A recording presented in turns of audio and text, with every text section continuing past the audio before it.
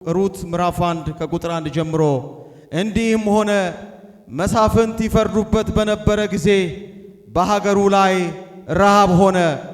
አንድ ሰውም ከሚስቱና ከሁለት ልጆቹ ጋር በሞዓብ ምድር ሊቀመጥ ከቤተልሔም ይሁዳ ተነስቶ ሄደ። የሰውየውም ስም አቤሜሌክ፣ የሚስቱም ስም ኑኃሚን፣ የሁለቱም ልጆቹም ስም መሐሎንና ኬሎን ነበረ። የቤተልሔም የይሁዳ የኤፍራታ ሰዎች ነበሩ። ወደ ሞዓብ ምድር መጡ፣ በዚያም ተቀመጡ። የኑኃሚን ባል አቤሜሌክ ሞተ፣ እርሷና ሁለት ልጆቿ ቀሩ። እነርሱም ከሞዓብ ሴቶች ሚስት አገቡ።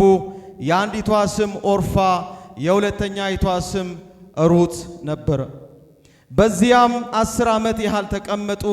መሐሎንና ኬሎን ሁለቱም ሞቱ። ሴቲቱም ከሁለት ልጆቿና ከባሏ ተለይታ ቀረች።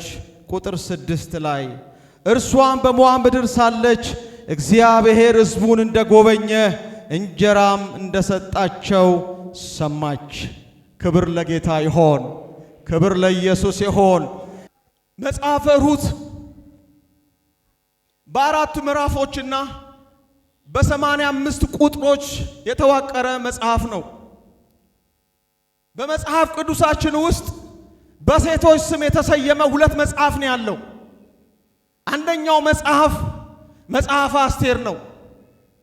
አስቴር አይሁዳዊ ናት፣ ሩት ግን ሞዓባዊ ናት። ጣዖት ከሚመለክበት ሰፈር የመጣች ናት። የሚያመልኩት ካሞሽ የሚባል ጣዖትን ነው የሚያመልኩት። ከሞዓብ ምድር ነው የመጣችው። የእስራኤል ሁነኛ ጠላቶች ናቸው አሞናውያን። በዘኍልቍ ምዕራፍ 22 እና 23 ላይ ስለ ሞዓባውያን እንመለከታለን። እስራኤልን ሊረግም ባላቅ በለዓምን ሲያመጣው እንመለከታለን። ይሄንን ሕዝብ እርገብልኝ ሲለው በለዓምን መጥቶ ሊረግም ሲል እግዚአብሔር እንደዚህ ይለዋል፣ በዚህ ሕዝብ ላይ ሟርት አይሰራም። አራሜን በለኝ ባክ። በዚህ ሕዝብ ላይ ድግምት አይሰራም። እርገምልኝ ይለዋል። ሊረግም ይመጣል። ሲያየው የደከመ ነው። ሲያየው ምድረ በዳ ላይ የተዝለፈለፈ ነው። ነገር ግን ሲያየው የእግዚአብሔር ጥበቃ በዙሪያው ያለ አስፈሪ። ይኸውልህ እነግርሃለሁ ወዳጄ ሆይ የለበስከው ልብስ አይደለም፣ ያጌጥሽው ጌጥ አይደለም፣ የምትኖርበት መኖሪያ አይደለም። የሰራዊት አምላክ እግዚአብሔር ካንቺ ጋር አለ። የሚረዳ የሚያግዝ እግዚአብሔር ካንተ ጋር አለ። ያልሆነለት ይመስል ሊሆን ይችላል። ቀን ያልወጣለት ሊመስል ይችላል። ነገር ግን ስትነካው በልሳን ይናገራል። መለኮታዊ ኃይል ወደ ውስጡ ይመጣል። እግዚአብሔር ከዚህ ሕዝብ ጋር አለ። ሟርት በእኛ ቤት አይሰራም። ድግምት በእኛ ሰፈር አይሰራም። የሩት መጽሐፍ በጣም የሚገርም መጽሐፍ ነው። ማለት ያልተጠበቀች ሴት ናት። ያልተጠበቀች ሴት ከሞዓብ ምድር መታ በእስራኤል የትውልድ ታሪክ ውስጥ ትገባለች ብሎ የሚገምት ማንም ሰው ሊኖር አይችልም። ስለዚህ ይሄኛው መጽሐፍን ስንመለከት ትንሽ ስለ ጊዜው ማየት ይጠበቅብናልና መጽሐፉን ስንመለከት እንደዚህ ይላል። የመጀመሪያው ምዕራፍ የመጀመሪያው ቁጥር ላይ መሳፍንት ይፈርዱበት በነበረ ዘመን ይላል። የመሳፍንት ዘመን ምን ይመስል ነበረ? መጽሐፈ መሳፍንት ንጉሥ ያልነበረበት ዘመን ነው። ሰው ሁሉ በፊቱ መልካም ነው ብሎ ያሰበውን የሚያደርግበት ዘመን፣ መለኪያ የሌለበት ዘመን፣ ሁሉ ልክ የሆነበት ዘመን፣ ይህንን ተው ይህንን አድርግ ሊባል የማይቻልበት ዘመን፣ ዘመነ መሳፍንት። ከሙሴ መሪነት ቀጥሎ ኢያሱ ነው የተነሳው። ከኢያሱ በኋላ የነበረው ትውልድ ደግሞ ዘመነ መሳፍንት፣ ብዙ መሳፍንቶች የነበሩበት ዘመን ነው። ንጉሥ ያልነበረበት ዘመን ነው። ሰው በፊቱ መልካም ነው ብሎ ያሰበን ሁሉ የሚያደርግበት ዘመን ነው። ይህንን ለመመልከት መሳፍንት ምዕራፍ 21 ቁጥር 25 ላይ እንደዚህ ይላል። በዚያም ዘመን በእስራኤል ዘንድ ንጉሥ አልነበረም። ሰው ሁሉ በፊቱ መልካም መስሎ የታየውን ያደርግ ነበር። ሰው ሁሉ በፊቱ መልካም ነው ብሎ የሚለውን ነገር የሚያደርግበት ዘመን ነበረ።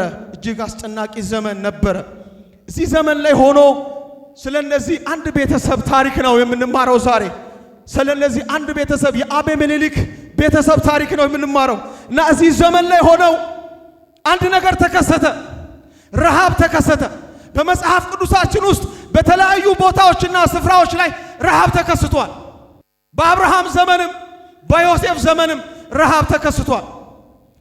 ምናልባት ይሄኛው ረሃብ ግን እኔ ብዙ ለማየት ስሞክር ሰው በፊቱ መልካም እየመሰለውን እያደረገ ከኖረ አንድ ረሃብ ደግሞ ነበረ ብዬ አስቤያለሁ። የመንፈሳዊ ዓለም ድርቀት የነበረበት ዘመንም ነው ብዬ ነው ያሰብኩት። እግዚአብሔር የማይመለክበት ሰው ሁሉ መልካም የመሰለውን እያደረገ የሚኖርበት ዘመን ነው። በዚህ ዘመን ውስጥ ደግሞ መንፈሳዊ ድርቀት የለም ብለን ልንሞግት አንችልም።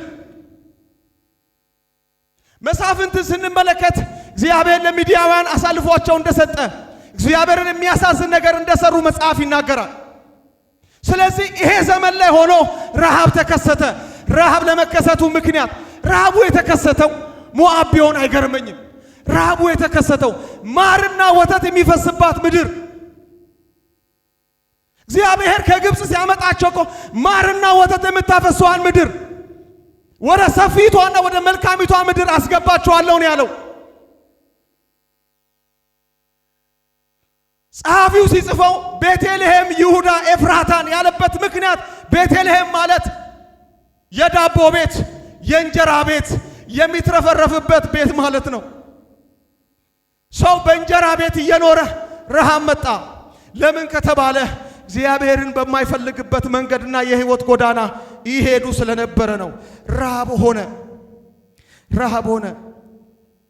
በተለይ የሩት መጽሐፍን ስንመለከት ምዕራፍ አንድ የሐዘን የችግር የእንጎርጉሮ ምዕራፍ ነው ምዕራፉ ራሱ ምዕራፍ አንድ።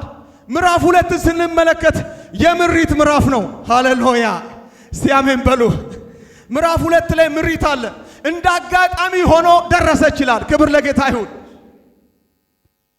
ምዕራፍ ሶስት ስትመለከቱ የአዲስ ተስፋ ጅማሬ አዲስ የሆነ ተስፋ ሲያብብ እንመለከታለን። ምዕራፍ አራትን ስንመለከት ደግሞ የጉብኝት ምዕራፍ ነው፣ የመቤዠት ምዕራፍ ነው። ክብር ለጌታ ይሁን። ሃሌሉያ ክብር ለጌታ። እስቲ አምጡ፣ ክብር ለጌታ አምጡ። በዚህ ዘመን ላይ ረሃብ ነው የሆነው። ከዚህ ረሃብ የተነሳ አቤሜሌክ አንድ ነገር አደረገ። ወደ ሞዓብ ምድር፣ የእስራኤል ጠላቶች ወደ ሆኑት ምድር፣ ሟርተኛ ወደ ሆኑት ምድር፣ ርጋሚዎች ወደ ሆኑት ምድር። የሞዓብ መንፈስ ከባድ መንፈስ ነው። እስራኤልን በመርገም ሲሞክር ሲረግሟቸው እርግማን እንደማይሰራ ሲያቅ ያደረጉት አንድ ነገር ነው። ይህ ህዝብን ከእግዚአብሔር ጋር ማጣላት አለብን ብሎ ህዝቡን ከእግዚአብሔር ጋር ያጣላ ነው ሞዓብ። ስራው የፈረሰ ይሁን። ጩሁና አሜን በለኝ ባክ። ምድን እንግዳ የሆኑ ሴቶችን አመጡና ህዝቡ ከህዝቡ ጋር እንዲጋባ እንዲሴስኑ አደረጉና ከእግዚአብሔር ጋር ያጣላ ህዝብ ናቸው ሞዓባውያን። ወደዚህ ምድር ለመሰደድ አቤሜሌክ አምላኬ ንጉሴ የሚል የስም ትርጉም ነው ያለው። አቤሜሌክ ከቤተልሔም ይሁዳ ማለት እሱ ምስጋናዬ ማለት ነው። ኤፍራታ ማለት ደግሞ ፍሬያማ ምድር ማለት ነው። ለምለም ከሆነችበት አምላክ ከሚመለክባት ስፍራ ለመሄድ ተነሳ። ይህንን ውሳኔ ሲያደርግ ብዬ ዝም ብዬ አሰብኩኝ። ይህንን ውሳኔ ሲያደርግ ምናልባት የአንበሳውን ድርሻ የወሰደው ማን ነው? ይህን ውሳኔ እንሂድ የሚለውን ውሳኔ ሊያደርግ ሲነሳ ይህንን ውሳኔ ሲወስን ማን ይሁን የአንበሳውን ድርሻ የወሰደው? ነገር ግን ስንመለከት አራቱም ቤተሰቦች ኑኃሚንን ጨምሮ አቤሜሌክን ጨምሮ ሁለቱ ልጆቻቸውን ጨምሮ ወደ ሞዓብ ምድር እንደሄዱ ሰው ያው ረሃብ ሲገጥመው ስደት አማራጭ አድርጎ ይነሳል። ስደትን አማራጭ አድርጎ ይነሳል። ይሄ ደግሞ በሰዎች ህይወት ላይ ሁልጊዜም ይከናወናል። ምክንያቱም እዚህኛው ጋር የሚበላ ነገር ከሌለ ወደዛኛው አካባቢና ስፍራ ሄጄ አንዳች የሚበላ ነገር ልቀምስ ብሎ ጉዞን ሰው ይጀምራል። አቤሜሌክም ይህንን ያደረገው ነገር ግን አንድ ነገር ከአቤሜሌክ የምንማረው እግዚአብሔር ፈቅዷል ወይ? እግዚአብሔር የዚህ ሐሳብ ውስጥ አለ ወይ? ዛሬ እናንተን ልሞግታችሁ የምፈልገው ሐሳብ ይሄ ነው። በመሰላችሁና ደስ ባላችሁ ጊዜ የፈለጋችሁን ውሳኔ ትወስናላችሁ ወይስ እግዚአብሔር ፈቅዷል ወይ? እግዚአብሔር አለበት ወይ? እዛኛው ምድር ሞትን ፈርቶ ሄደ። እዛኛው ምድር ሄዶ ሞተ። በጣም አሳዛኝ የሆነ ታሪክ ነው። ሞትን ፈርቶ ሲሄድ ሞት ገጠመው ሞዓብ ላይ። ስንቶች ነን ዛሬ ያለ እግዚአብሔር ፍቃድ ተነስተን ጉዞ ለማድረግ ያሰብን? በዚህ ማለዳ እግዚአብሔር ፈቅዶ ነው ወይ የምንሄደው ጉዟችንን? አንዳንዶቻችን መብላቴን እንጂ ብለን እናስብ እንችላለን። የሰው ልጅ ደግሞ በእንጀራ ብቻ አይኖርም። ማቴዎስ ምዕራፍ 4 ቁጥር 4 ላይ ኢየሱስ ያለው የሰው ልጅ በእንጀራ ብቻ አይኖርም ከእግዚአብሔር አፍ በሚወጣው ቃልም ጭምር አሜን ይባላል። ሞዓብ ሄደን እንጀራ እናገኝ ይሆናል። ነገር ግን የነፍሳችን ደስታ፣ የነፍሳችን ሰላም፣ የቤታችን እርካታ፣ ሰላማችንን ግን ከዛ ልናገኘው አንችልም። ለምን ካልከኝ ያህዌ አይመለክም። እዛ የሚመለከው በቤተልሔም ይሁዳ ነው። ስለዚህ ጉዞ ከማድረጋችን በፊት ቆም ብለን ልናስብ ይገባል። የምንጓዝበትን ጉዞ ልናጠነው ይገባል። የመንፈሳዊ ድርቀት ሲከሰት በሰዎች ሕይወት ውስጥ ነገሮችን ሁሉ ሰው በራሱ እይታና በራሱ ፍላጎት መወሰን ይጀምራል። የሐጌ መጽሐፍ ስትመለከቱት ሕዝቡ ምን ይላል? ዘመኑ አልደረሰም ይላል። ዘመኑ አልደረሰም ብሎ ወደ ገዛ መንገዶቻቸው ይሄዱ ነበረ። መጽሐፍ ቅዱሳችን ይሄን ይናገራል። ወደ የገዛ መንገዶቻቸው ሄደው ምን ይጠብቁ ነበረ? ብዙ ይሰራሉ፣ ብዙ ይደክማሉ። ከዛ የእግዚአብሔር የሆነውን በረከት ደግሞ ይፈልጉ ነበረ። እግዚአብሔር እንደዚህ ነው ያላቸው፣ ብዙ ዘራችሁ፣ ጥቂት አገባችሁ፣ ለበሳችሁ፣ አልሞቃችሁም፣ በላችሁ፣ ደግሞ አልጠገባችሁም። ሰው ደሞዙን ተቀበለ፣ በቀዳዳ ኪሱ ይከትት ያስገባ ዘንድ ደሞዙን ተቀበለ ይላችኋል። ለምንድን ነው ይሄ የሆነው? ወደ የገዛ መንገዶቻችሁ እየሄዳችሁ የእግዚአብሔርን ቤት መስራት ስላቆማችሁ አይደለም ብሎ ሐጌ ይሞግታችኋል። የሰው ነፍስ በእንጀራ ብቻ አይደለም የምትኖረው። የሰው ነፍስ በሚበላ ምግብ ብቻ አይደለም የምትኖረው። ነፍሳችን የምትጠይቀው ብዙ ጥያቄዎች አላት። ነፍሳችን ብዙ ጥያቄ ትጠይቀናለች። ያገኘን ይመስል ይሆናል፣ የተሳካልን ይመስለን ይሆናል። ነገር ግን እግዚአብሔር ከኛ ጋር ካልሆነ ነገር ሁሉ ኪሳራ ነው የሚሆንብን። እግዚአብሔር ይመልሰን። ከልጅነቱ ጀምሮ ከብላቴንነቱ ጀምሮ ነብይ ያደረገው ኤርሚያስን ምንድን ነው ያለው? ምዕራፍ 2 ላይ አገልግሎቱ ሲጀምር ኤርሚያስ እንደዚህ ነው ያለው። ምክንያቱም ያ ዘመን ካህናቱ ነቢያቶችም በሰዓቱ የነበሩ አገረ ገዢዎችም ጭምር በእግዚአብሔር ላይ ያመጹበት ዘመን ነበረ። ሕዝቤም ክብሩን ለማይረባ ነገር ለወጠ። ይህ አይደለም የደነቀኝ፣ ሰማያት በዚህ ተደነቁ፣ እጅግም ተገረሙ። ሕዝቤ ሁለት ክፉ ነገር ሰርቶብኛል። አንደኛው እኔ ሕያው የውሃ ምንጭ ሆንኩትን እኔን ምን አድርገውኛል? ትተውኛል። እኔን መተው ብቻ አይደለም፣ ሌላ ጉድጓዶችን ደግሞ ቆፍረዋል። የቆፈሩት ጉድጓድ ደግሞ ውሃ ይይዝ ዘንድ አይችልም። በዚህ ሰማያት ተደነቁ፣ ተገረሙ። እዛው ምዕራፍ ላይ ስትመለከቱ እግዚአብሔር ከግብፅ እንዳወጣቸው ረሱ ይላል። እግዚአብሔር ከግብፅ ምድር እንዳወጣቸው ረሱ። ሰማያት ደግሞ ተገረሙ። እንዴት እንደዚህ ይደረጋል? የረዳቸውን አምላክ ያገዛቸውን አምላክ ትናንት በምድረ በዳ የመራቸውን አምላክ እንዴት አሳልፈውት እንዴት ይተውታል? ስናገኝ ሲሞላልን፣ ጸሎት ስንቀንስ የልጅነታችን አምላክ የባርነታችን አምላክ ሰው ያደረገን አምላክ ከአመድ ላይ ያነሳ አምላክ ታሪክን የለወጠ አምላክ እሱን እንዴት ትለውጠዋለህ? የኔ ወንድም እንዴት እግዚአብሔር ይተዋል? እንዴት እግዚአብሔር በሌላ ይቀየራል? የሆነን ሊመስል ይመስላል፣ ግን ደስታ ከራቀን ብዙ ዘመን ሆኖናል። ሰላም ከራቀን ብዙ ዘመን ሆኖናል። ኮሽታ ያዘነግጠናል። ብዝበዛ ሆኗል ነው የሚለው ኤርሚያስ። ብዝበዛ ሆኗል፣ ሰው ሁሉ ተበዝብዟል ይላቸዋል። ስለዚህ እግዚአብሔር እኔ የእውነተኛ የሕይወት ምንጫችሁ ነኝ ይላል። ወደ እግዚአብሔር መመለስ ይሁንልን። አሜን አሜን አሜን አሜን አሜን። እሱ የነፍሳችን እርካታ ደስታችን ነው። ወደ እግዚአብሔር መመለስ ይሁንልን።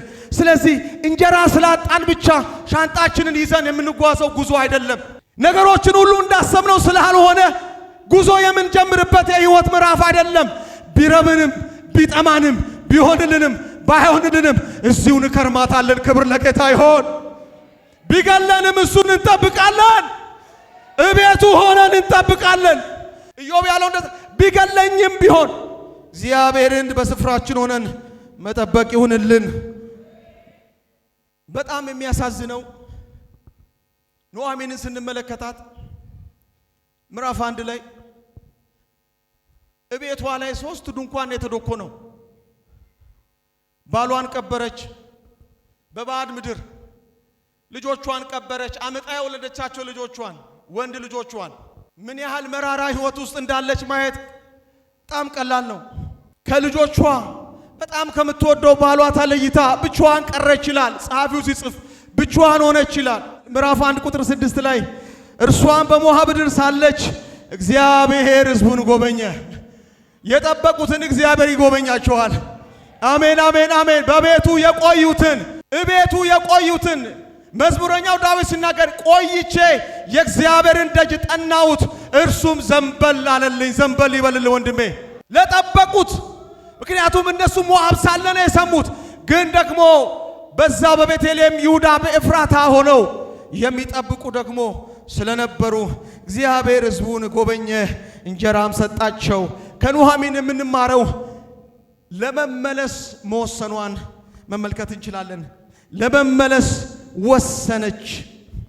ልትመለስ ስታስብ ነገሮች ሁሉ ቀላል እንደማይሆኑ ተስፋ አደርጋለሁ። ምክንያቱም ራሷ ከተናገረችው ንግግር በሙላት ወጥቻለሁ። ኑኃሚን የሚለው ስም ራሱ ጣፋጭ የሚል ነው እና አሁን እሷ ስትናገር ደግሞ እግዚአብሔር አስመርሮኛል። ስለዚህ ምን አለች? ወደ ቤተልሔም ይሁዳ እመለሳለሁ፣ ይሉንታን አልፋ ወደ ቃል ኪዳን ምድር እመለሳለሁ ብላ ለመመለስ ወሰነች። ብዙ ርቃችሁ የሄዳችሁ ሰዎች፣ ከእግዚአብሔር ሐሳብ የራቃችሁ፣ ከእግዚአብሔር ፍቃድ የራቃችሁ ሰዎች ዛሬ የትኛውንም ያህል ርቃችሁ ሊሆን ይችላል። ዛሬ ግን የመመለስ ውሳኔ አድርጉ። አሜን። ልትመለስ ወሰነች እና የመመለሱን ጉዞ አደረገች። በጣም የሚገርመው ነገር በኑኃሚን ሕይወት ላይ የምናየው ወደ ቤተልሔም፣ ወደ ይሁዳ፣ ወደ ኤፍራታ ወደዛ እመለሳለሁ። ምክንያቱም አብሮ አደጎቿ፣ ጎረቤቶቿ እንደ መጀመሪያው እንደ ሄደችው አሸኛኘት አቀባበል አድርጉላት ይችላል። እሱ አይደለም የኔ ጥያቄ አሁን ነፍሴ በብዙ ምሬት ውስጥ ናት ያለችው።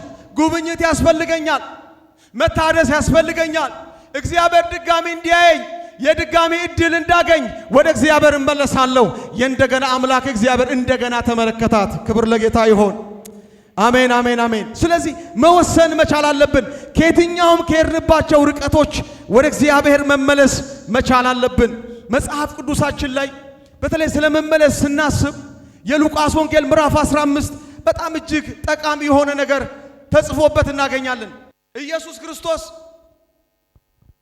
ከቀራጮችና ከኃጢአተኞች ጋር ይቀራረብ ነበረ፣ አብሯቸው ይበላ ነበረ። ከዚህ የተነሳ ጸሐፍቶችና ፈሪሳውያን አግሮመረሙበት። አንዳንድ ነገር መናገር ሲጀምሩ ኢየሱስ ለነሱ መልስ የሚሆነውን ሐሳብ ሉቃስ ምዕራፍ 15 ላይ እንመለከታለን። በተለይ የጠፋው ልጅ ምሳሌ ከዚህ ሐሳብ በኋላ የተጻፈ ነው። 100 በጎች ያሉት ሰው አንድ በግ ቢጠፋበት 99ን ትቶ አንዱን ሊፈልግ አይሄድም ወይ? 10 ድሪም ያላት ሴት አንድ ድሪም ቢጠፋባት ይጥፋ በቃ ትላለች ወይ?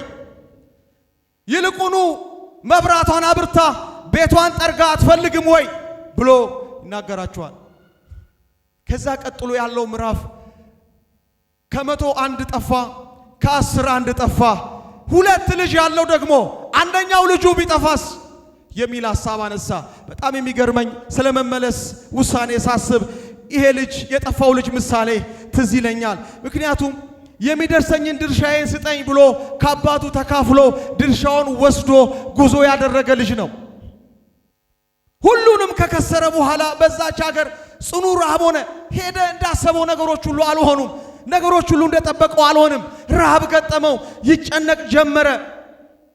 በዛ ሀገር ካለ እርያን ከሚያሰማራ ወደ አንደኛው ሰው ጋር ተጠጋ። እርያዎች የሚበሉትን ምግብ ይበላ ዘንድ ይመኝ ጀመረ። ስጠኝ ድርሻዬን ብሎ ወሰደ። ይሆነኛል፣ ይበጀኛል ወደ አለበት አካባቢ ሄደ። ነገሮች ሁሉ እንዳሰቡት አልሆነም። ወደ ልቡ ግን ሲመለስ ወደ አባቴ ቤት ብመለስ ይሻለኛል። አሜን። ወደ ልቡ ሲመለስ ወደ አባቴ ቤት ብመለስ ይሻለኛል። ለምን? በአባቴ ቤት የተትረፈረፈ እንጀራ አለ። ሙያተኞች እንኳን ደስ ብሏቸው ጠግበው ይበላሉ። ስለዚህ በድጋሚ ወደ አባቴ እሄዳለሁ፣ ወደ እሱ እመለሳለሁ። እንደ ልጅ እንኳን ባልሆን እንደ ሙያተኞቹ ሆኜ እኖራለሁ። በድያለሁ እልሃለሁ፣ አጥፍቻለሁ፣ ተሳስቻለሁ እላለሁ፣ ወደ አባቴ እመለሳለሁ አለ። እንደዚህ ልጅ መመለስ ይሁንልን። አሜን አሜን። ወደ ልባችን እግዚአብሔር ይመልሰን። ወደ ልባችን እግዚአብሔር ይመልሰን። ወደ እግዚአብሔር ወደ አምላካችን መመለስ ይሁንልን። የመመለስ ውሳኔ ማድረጓን ከኑኃሚን ሕይወት እንመለከታለን። የመመለስ ውሳኔ በዚህ መጽሐፍ ውስጥ ምዕራፍ 1 ቁጥር 16 ላይ ስለ ሩት የመመለስ ውሳኔ እንመለከታለን። እንደዚህ የሚል ቃል አለ። ሩትም ወደ ምትሄጂበት እሄዳለሁ፣ በምታድሪበትም አድራለሁ።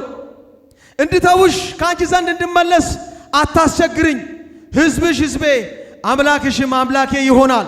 በምትሞችበት ስፍራ እሞታለሁ፣ በዚያም እቀበራለሁ።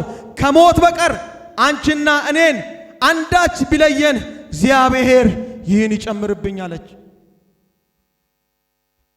የሩት ቆራጥ የሆነ የውሳኔ ሴት ናት። ሩትን እናወራለን። ሩት መጽሐፉን በእሷን የተሰየመው ሞዓባዊ ሴት ናት። ያልተጠበቀች ሴት ናት። በክርስቶስ የእስራኤል ታሪክ ውስጥ ትገባለች ተብሎ የማትገመት ሴት፣ እሷም ያልገመተችው። ለዚህ ነው ካየነው ይልቅ ያየልን ይበልጣል ያልኩት። ክብር ለጌታ ይሁን።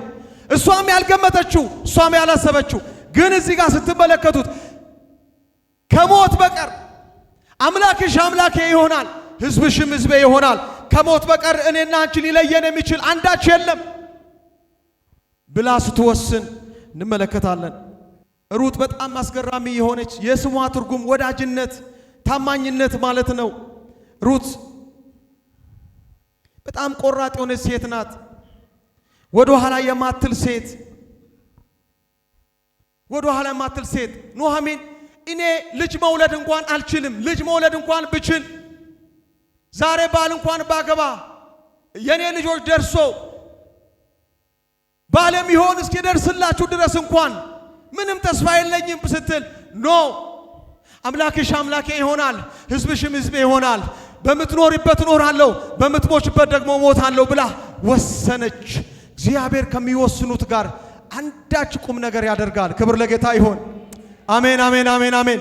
ከሚወስኑት ሰዎች ጋር፣ ከሚቆርጡ ሰዎች ጋር ዛሬ በቤተ ክርስቲያናችን እንደ ሩት ያሉ ሴቶች እንዲቀሰቀሱ እንፈልጋለን። የውሳኔ ሰዎች፣ ደመና ሳያዩ የሚከተሉ፣ ንፋስ ሳያዩ የሚከተሉ፣ ሰንጥቀው የሚያዩ፣ አሻቅበው የሚያዩ፣ አሻግረው የሚያዩ ቆራጥ ሴት ናት። በዓላማ የምትኖር ለስኬት የማትኖር፣ ለዓላማ የምትኖር ለስኬት የማትኖር። አሁን ላይ ያለው መንፈስ ስኬት ነው፣ ማግኘት ማግኘት ማግኘት። ለዓላማ የሚኖሩ ሰዎች ግን ለስኬት ብቻ አይኖሩም፣ ለዓላማቸው ይኖራሉ። ክብር ለጌታ ይሁን። ለእግዚአብሔር ዓላማ መኖር የምትፈልገው ባል ማግባት ቢሆን ወደ ሞዓብ መመለስ ነው። ኦርፋም ስማ ተመለሰቻት አይደል መጽሐፉ የሚለው? ኦርፋም ስማ ተመለሰቻት። ቅድም መዘምራንም እንደዘመሩት ኢየሱስም እንደጠየቃቸው ደቀ መዛሙርቱት እናንተም ልትሄዱ ትወዳላችሁን አላቸው። ምክንያቱም ያ ምዕራፍ ራሱ ስትመለከቱት እንጀራ በላቸው። እንጀራ ከበሉ ከጠገቡ በኋላ ሊያነክሱት ኢየሱስን ፈለጉት። እናነክሰዋለን ብሎ አሰቡ። ምክንያቱም ሳንለፋ ሳንደክም የሚያበላን ነቢይ ነው አሉ። ሊያነክሱት ፈለጉ። የልባቸውን ሐሳብ ኢየሱስ አወቀና ወደ ቅፍርናሆም አልፎ ሄደ። ተከትለውት እየፈለጉት መጡ። ኢየሱስ ገና ሲደርሱ አየና የፈለጋችሁኝ የፈለጋችሁኝ ልባቸውን ያየው የፈለጋችሁን እንጀራ ስለበላችሁ ነው። እንኪያስ ታዲያ እና አባቶቻችንስ ሙሴስ መና ሰጥቷቸው የለ ሲል ኖ ሙሴ አይደለም መና የሰጣችሁ አባቴ እግዚአብሔር ነው ከሰማይ መና የሰጣችሁ። እሱን በሉ ሞቱ። አባቶቻቸውም እኮ የእግዚአብሔር ቃል ሲናገር በቆሮንቶስ መጽሐፍ ላይ እግዚአብሔር በሚበዙ ደስ አላለውም ይላል መጽሐፉ ራሱ። በምድረ በዳ ወደቁ ይላል። ምድረ በዳ መና በልተው ምድረ በዳ ወደቁ። አሁን በልተው እንዳይሞቱ እኔ የሕይወት እንጀራ ነኝ አላቸው። አሜን አሜን አሜን። በልተው እንዳይሞቱ እኔ የሕይወት እንጀራ ነኝ። እኔን ብሉኝ አሁን፣ እኔን ጠጡኝ አሁን፣ ለነፍሳችሁ ሰላምን ታገኛላችሁ፣ ለሕይወታችሁ ደስታን ታገኛላችሁ አላቸው። እንዴ ይሄ የጠራቢው የዮሴፍ ልጅ አይደለም እንዴ? አባቱ ጠራቢ ነው። እውነት ነው። የጠራቢው ምን ያህል አንደርስቲሜት ሲያርጉት የጠራቢው ልጅ አይደለም እንዴ? ደሜን ጠጡ ስጋዬን ብሉ እኔ እንጀራ ነኝ ይለናል እንዴ? ምን አይነት አስጨናቂ ንግግር ነው ብሎ ብዙዎች ተመለሱ ይላል። ከዛ ቀጠልና ቅድም ኳይሮቹ እንደዘመሩት ዞር ሲል 12ቱ ቆመዋል። እናንተም ልትሄዱ ተወዳላችሁ ሲልና የስምዖን ጴጥሮስ ወዴት እንሄዳለን? መሄጃ የሌለው አገልጋይ እንዴት ደስ ይላል! መሄጃ የሌለው የሚዘምር ዘማሪ፣ መሄጃ የሌለው የሚጸልይ ሰው፣ በቃ ቢገለኝም እጠብቀዋለሁ የሚል እዛ ባለበት ጸንቶ የሚቆም ቢሆንለት ባይሆንለት፣ ቢሞላለት ባይሞላለት፣ ቢሰምርለት ባይሰምርለት፣ ሰው ሰላም ቢለው ባይለው ጸንቶ የሚቆም ክርስቶስን ተስፋ የሚያደርግ ሰው እንዴት ያለ የተባረከ ሰው ነው! ወዴት እንሄዳለን? ወዴት እንሄድ? አንተ ጋር የዘላለም የሕይወት ምን አለ? ቃል አለ። ነፍሳችን የረካችብህ አንተ ጋር ነው። ሰላም ያገኘነው አንተ ጋር ነው። ወዴት እንሄዳለን? መሄጃ የለንም። ሕያው ክርስቶስ የእግዚአብሔር ልጅ እንደሆንን አውቀናል፣ አምነናል። እዛው የሚጸኑ ሰዎች ስመው እንደ ኦርፋ የማይመለሱ እንደ ሩት የሚጠጉ ሰዎች ክብር ለጌታ ይሁን ያድርጋችሁ። እንደ ሩት የሚጠጉ ሰዎች ነገሮች ሁሉ ተስፋ አስቆራጭ ቢመስልም ተስፋ የለኝም ከኔ ምንም ልታገኝ አትችይም፣ ኖ አምላክሽ አምላኬ ሕዝብሽ ሕዝቤ ይሆናል፣ እጠጋሻለሁ፣ ሞት ነው የሚለየኝ የሚሉ ቆራጥ የሆኑ እግዚአብሔር ዛሬ ያስነሳቸዋል። ለዓላማ የሚኖሩ ሰዎች ለስኬት አይኖሩ። ኤልያስን ስንመለከተው እኮ ስኬት የሚባል ቁጥር መቁጠር በሕይወቱ አንችልም። መጽሐፍ ግን ሲናገር በአዲስ ኪዳን ራሱ ኤልያስ ሰውነቱን እንኳን እንድንጠራጠር ኤልያስ እንደኛ ሰው ነበረ ይላል። ኤልያስ እንኳን እንደኛ ሰው ነበረ። ሰውነቱን ለ3 ዓመት ተኩል ሰማያትን የዘጋ ሰው ነው። ስኬት የሚባል ቁጥር ምን እንቆጥራለን? በኤልያስ ሕይወት ውስጥ አላገባ፣ አልወለደ። ለዓላማ የሚኖሩ ሰዎች ከሆነ ሰየው፣ ካልሆነ ግን ለዓላማ የምትኖሩ ሰዎች እግዚአብሔር ያድርጋችሁ። አሜን በሉኝ እስቲ። ለዓላማ የሚኖሩ ሰዎች ባል የለኝም፣ ባልም ይሆን ልታገኛት ሲል ኖ እሱን አይደለም እፈልገው፣ እኔ ያየሁት አንድ ነገር አለ። አምላክሽ አምላኬ ይሆናል፣ ሕዝብሽ ደግሞ ሕዝቤ ይሆናል፣ ካንቺ ጋር እኔ ወደ ቤተልሔም ይሄዳለሁ።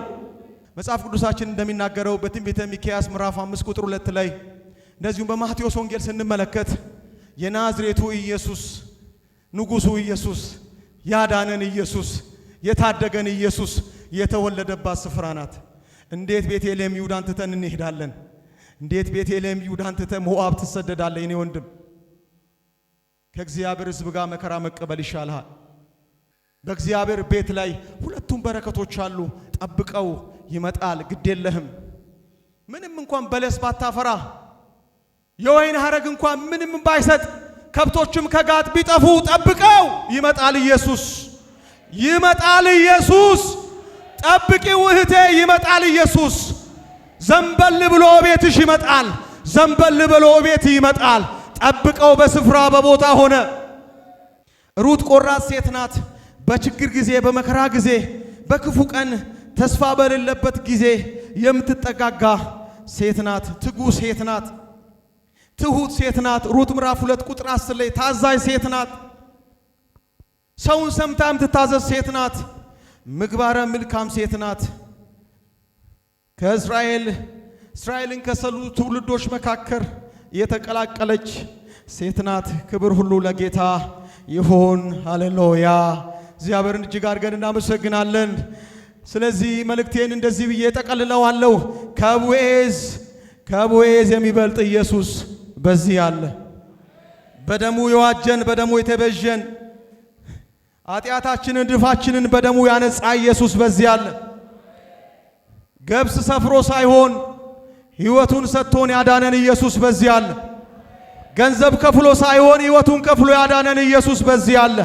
የተቤዠን ኢየሱስ በዚህ አለ። በሩት የሰራ አምላክ እንዴት በኔና ባንቺ እግዚአብሔር አይሰራም? ታሪክን የሚለውጥ አምላክ ዛሬ በዚህ አለ። ክብር ሁሉ ለጌታ ይሁን።